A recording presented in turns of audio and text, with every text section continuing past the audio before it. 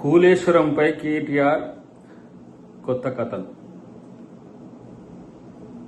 Kannepalli pump house వద్దకు పర్యటనని చెప్తూ అడుగడుగున డ్రామాలను క్రియేట్ చేస్తూ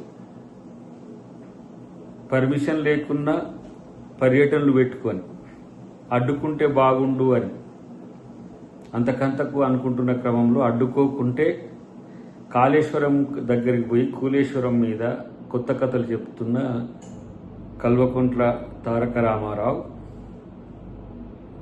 నీకు మా ప్రభుత్వ హయాంలో అక్కడికి వెళ్ళే హక్కు ఉన్నదని చెప్పింది ఈ ప్రభుత్వం. కానీ గతంలో మీరేం చేసిండ్రు? ఎవ్వరు అక్కడికి వెళ్ళాలన్నా వాళ్ళని హౌస్ అరెస్ట్ చేసిండ్రు. అది కాంగ్రెస్ పార్టీ నాయకత్వం కావచ్చు, అది ప్రజానాయకత్వం కావచ్చు, ప్రజా సంఘాలు కావచ్చు, జేఏసీ నాయకులు కావచ్చు, ఎవరు అక్కడికి వెళ్ళాలన్నా కూడా వాళ్ళని ఇంట్లోనే అరెస్ట్ చేయడం కాకుండా ఒకవేళ తప్పిదారి అటువైపుగా వెళ్తే అంతకు కూతవేటు దూరంలో అరెస్ట్ చేసిన చరిత్ర ఇది. కాళేశ్వరం పేరు మీద కొత్త కథలు అల్లియాల కూలేశ్వరం ముచ్చట్లు చెబుతున్న కల్వకుంట్ల తారక రామారావు, కన్నేపల్లి పంపు హౌజు మీ హయాంలోనే పూర్తి స్థాయిలో మొత్తం పగిలిపోయిన చరిత్ర. అవేదో పెద్ద అంటారు కదా, బాహుబలి మిషన్లు అంటారు కదా, అవన్నీ కూడా కూలిపోయిన చరిత్ర ప్రజలందరికీ కూడా తెలుసు. కొత్తగా ఈరోజు నువ్వు ఏ కథలు చెప్పినా, నీటి కథలు చెప్పినా, ఏటి కథలు చెప్పినా ఎవడు నమ్మే పరిస్థితులు లేడు.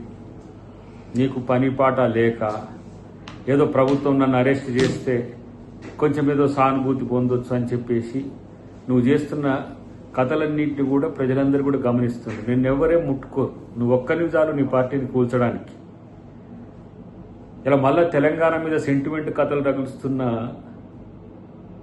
ఇలాంటి వాళ్ళని ఎవరు నమ్ముతారు?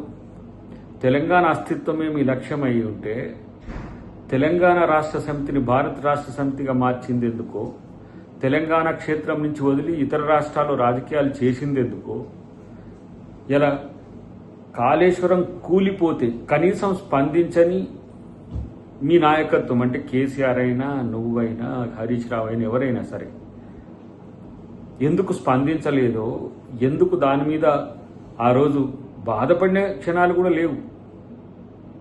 ఏదో కూలింది, కూలితేంది, 1,00,000 కోట్ల పైచిలకు ఖర్చు కని ఏ విధంగా స్కెచ్ చేసిందో అందరికీ తెలుసు. అక్కడ పనిచేసిన ఇంజనీర్లలో ఎవరెవరు ఏ స్థాయిలో పనిచేస్తే వాళ్ళకి ఏ స్థాయిలో శిక్షలు పడ్డాయో కూడా చెప్తూనే ఉంది చరిత్ర.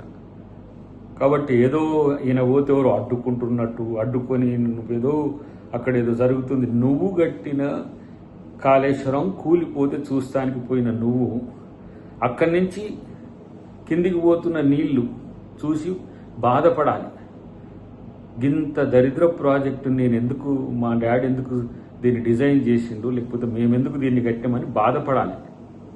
నీ పక్కన కూర్చున్న వాళ్ళు కూడా అంత దిగాలు పడి ఏంది ఇది, ఈ పంచాయతీ ఏంది, ఎందుకు వచ్చినా మేము ఇక్కడికి అన్నట్టుకున్నారు. నువ్వు పక్కన ఉన్న వాళ్ళని చూసి నువ్వు మాట్లాడుతుంటే నువ్వు చెప్పేది పక్కోనికన్నా నిన్నబడతలేదు, పక్కోనికన్నా ఒక నిజాయితీగానో నీతిగానో ఉన్నట్టు కనపడతలేదు. నువ్వు చెప్పే అబద్ధాల కోసం ఇలా ఏ విధంగా కొత్త కొత్త స్కెచ్లు వేసి జనగాం కాడ ఆపిండట, ఆయన భూపాలపల్లి కాడ ఆపిండట, అంతటా ఆపిండట. ఆపితే నేను నాకు ఎందుకు పోనిచ్చిండ్రు?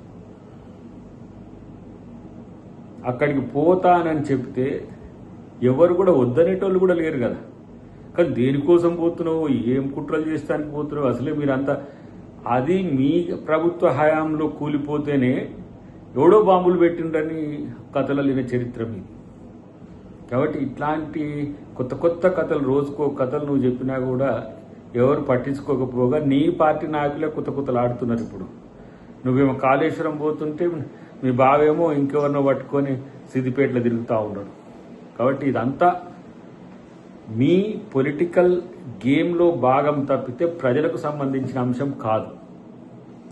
ఇలా నీళ్ళు లేకపోతే కన్నెపల్లి పంప్ హౌస్ కాడికి పోయి ఏం చేస్తావు? బుర్రుందా కనీసం? కన్నెపల్లి పంప్ హౌస్ నీళ్ళు ఇచ్చిందా పైకి?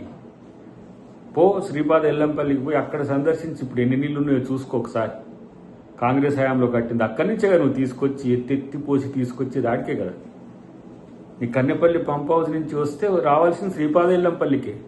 శ్రీపాద ఎల్లంపల్లి నీళ్లు ఉంటే తీసుకొచ్చే ప్రయత్నం మేం చేస్తే కన్నెపల్లి పంప్ హౌస్కి పోయి కథలు ఎందుకు పడుతున్నావు? కాబట్టి ఇదంతా కూడా ఒక పొలిటికల్ డ్రామా. ఒక రకంగా చెప్పాము కదా ఇంతకు ముందే, పిచ్చిలేసి రోజుకో డ్రామా చేస్తున్న ఈ డ్రామా రావు నమ్మాల్సిన అవసరం లేదని తెలంగాణ ప్రజలకు తెలియజేస్తున్నాం. Subscribe us and press the bell icon for more interesting updates.